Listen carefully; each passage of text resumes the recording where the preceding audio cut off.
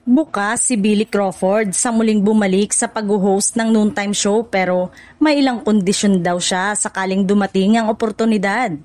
Isa si Billy sa original host ng kapamilya noontime show na It's Showtime.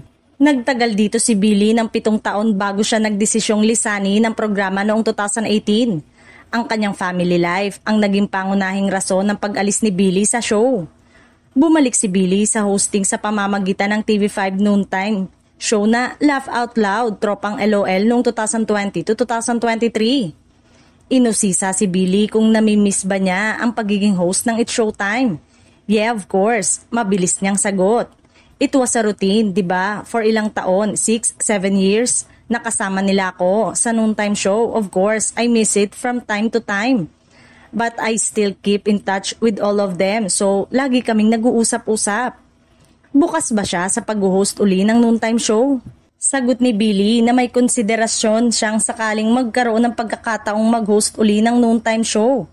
Pagdedetalye niya, siguro it really depends kasi now, syempre yung balanse ng oras.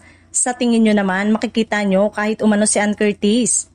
Ang tinutukoy ni Billy ay ang pagiging irregular ng hosting ni Ann sa It's Showtime.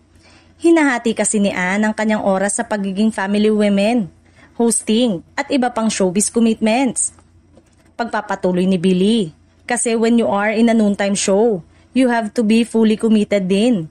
So your time, your effort, talagang bumabalansa siya around the show. Ang tiniyak lang ni Billy sakaling mag-host uli siya ng noontime show ay ang isang programa lang ang gusto niya.